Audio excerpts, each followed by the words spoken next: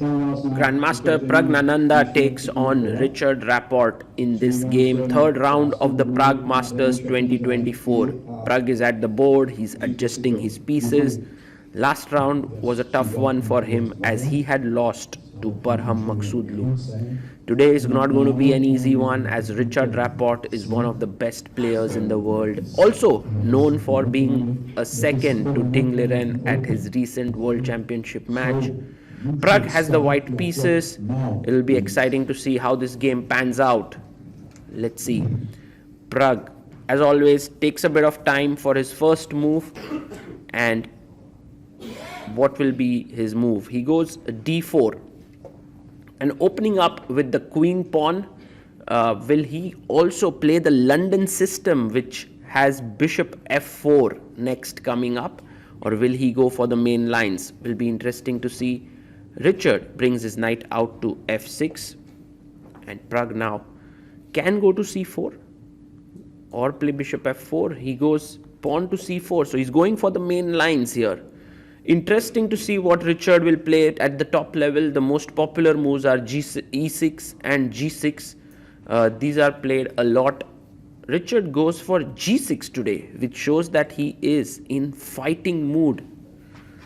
In the first round, Richard drew his game against Gukesh. Then he drew his next game as well against Bartel.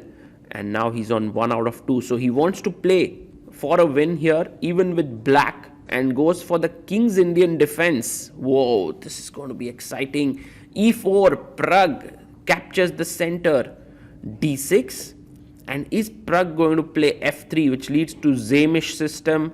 Is he going to play knight f3, the classical system? Or what move is he going to opt for? He goes for h3. Very interesting move. Because you know what the point of h3 is? It's more prophylactic. You're taking control of the g4 square, and in many instances, you want to go for g4 ideas. So, very, very interesting. And also, preparing bishop e3 not to be hit by knight g4. So bishop e3, queen d2, many ways to play here. In general, h3 is a useful move in the opening. Pragg brings his bishop out to e3, presses the clock. Knight f3 was also a normal move here, bringing the knight out, but with bishop e3 he clears the bishop, then queen comes up, and long castle is very, very normal. Richard comes back to the board and brings his knight out to c6. This is provocative chess by him, because yes, while he is putting pressure on the central pawn, Pragg can actually push the knight away, and he does it. He pushes his knight away to d5, and Pragg is still in his prep, it seems. Knight e5, knight comes forward, and now Pragg can push it away even further. Yes, f4. You will see that h3 is such a useful move because the knight cannot come here. So Richard goes back to d7. Now, of course, you play this in a way that you say with black that white is overextended, and I'm going to hit the center later with the pawn breaks. But knight e2 is such a classy move because he's going to put his knight on g3 and control the center with both his pieces here. c6 played by black. And next up, we can just play our knight to g3, and you can slowly realize that actually Richard does not have too much of counterplay here, because e6 now is impossible because I just take and d6 pawn is hanging. So he plays knight e8, maybe just to defend d6 so that to prepare the break with e6. But Pragg has a lot of space and has a very nice position. Bishop e2, very, very calm, cool, collected. He wants to go castle next. White seems to be doing very well. e6 played. Wow. e6 on the board, and Richard doing it right because he is low on space. He tries to fight for it. Pragg takes the pawn.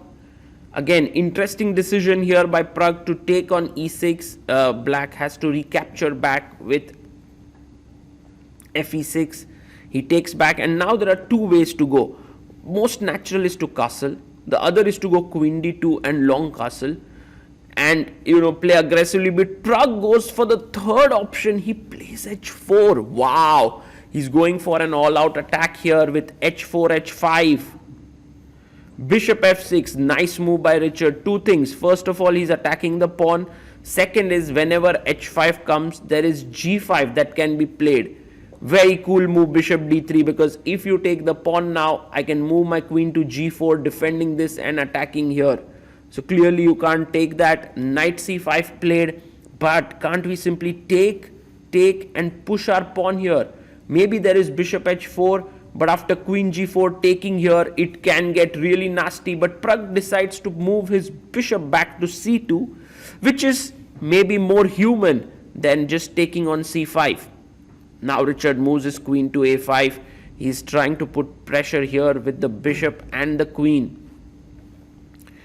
And white simply moves his queen up, defends it. In a way, you can see that white is taking all the care on the queen side and the center before going for h5 break. Now queen b4 puts pressure on c4 and b2. So both the pawns are under pressure, and white can simply castle it out now. That seems like the best move here. Yes, Pragg does it. He's not afraid of bishop takes c3 business, because he can just take it and his king would be pretty safe here on b1. So that's the plan, and Richard now takes the pawn on c4. In a way, white's position is completely crushing now after the move h5. It's such a strong and powerful move that it's opening up things, and Pragg goes for it. So by safeguarding his king, by safeguarding his center, Pragg is ready now for the onslaught. Look at black's pieces. They're absolutely passive. Richard goes for b5. Makes sense. Makes sense to play this way. But Pragg now pushes his pawn to e5. Fantastic chess. He's opening up his bishop here, also clearing the e4 square. Pawn takes pawn. The knight is jumping into e4 next. Pragg takes bishop c5. Ooh. Queen comes and takes. This is completely winning position for white. Now knight e4, this knight or this knight, both look very, very strong. You can even insert pawn takes pawn in between. He plays the other knight to e4. Now attacking the queen, also planning to remove one of the defenders of the black king. Rapport is planning to bring his queen back. In effect, if you see what has transpired here after queen e7 is the fact that this bishop is passive, this knight is passive. It's just completely lost. Like knight f6 taken, and Rapport must take with the queen. The only hope that Rapport has is queen coming here and trading it. If Pragg had his king on b1, this would have been totally winning. But yet, he can just take the pawn. He plays for g3, which is an interesting move. He's telling Rapport that I'm not going to allow you to trade queens. I'm ready to give up a pawn here. So after takes, black does not have a move to trade queens as of now. And Pragg can use this time to take here on g6. So he's opening up his rook and his bishop. Meanwhile, the white king is snugly placed on c1 nicely, while the black king is getting completely obliterated. fg3 now threatening once again to trade here with queen f4. Pragg pushes his pawn to g7. He's just saying that if you take here with any of the ways, my rook is entering along with the bishop. So Rapport tries to save it with rook f7. If you take with the bishop now, I can take the pawn with my king. So Pragg actually moves in with his rook, and essentially what he's saying is after rook g7, there's this very powerful move knight e4 attacking the queen, and then that's winning for white. e5 played by Rapport. Two things: queen f4 idea, bishop opening up, check comes in, king takes, and now a very simple move by Pragg. He's won the piece. Yes, black has 3 extra pawns here, 1, 2 and 3, but these are all scattered and not so good. Also the king is very weak. Queen f4 played. Now you can take here and move your rook in, which is slightly difficult to calculate because then black has 2 connected pawns, but it's not dangerous. because you can get here. You can also play your bishop to e4, which is a very safe and solid move. Pragg has 5 minutes to work this out. Rook h1, terrible move. He blunders big time. Let's look at their expressions. Has Rapport seen it? He's watching this. Pragg has blundered a big one. Why? Because after queen takes queen, king takes queen, rook moves in. That's what he's done. Takes. And look at Pragg there. Absolutely stunned with what he has done. He's not even writing down his move. He's not moving. He has 2 minutes, 50 seconds. But this is game has completely turned around. Look at Pragg shaking. King takes. And now all of a sudden, all the hard work of the last 27 moves is completely lost, because now if you go back king c1, which was what Pragg wanted to do, there is check. King here, bishop comes out with a check and you lose the rook. Ooh, this is terrible. If you go king d1, there is bishop g4 discovered. If king d3, bishop f5. So king does not have a good square to go to defend this bishop. Unbelievable. Pragg plays king e3. But now after rook c2, he is actually not at all winning. But he can still hold it. He can give a check. He can take the pawn. It's still a draw. But Pragg, I mean, must be so dejected after totally winning. Oh, rook h8, massive blunder here from a drawn position. Now this is losing. You can see Rapport has seen the brilliant move here. Pragg's idea is to put the rook back and try to control this pawn from behind, also try to win this bishop. But Rapport has a brilliant move here, bishop e6. The game has turned around completely. Bishop controls this. If you take the rook, then g2 is coming. You can look at Pragg there. A little boy from the futures group is seeing what's transpiring there. Wow, what a moment there, and what a turnaround in last 3 moves. From a completely winning position, Pragg has landed in a completely lost position. This is insane. Bishop e6, such a strong move here, controlling here. You can't even take this bishop because the rook would hang.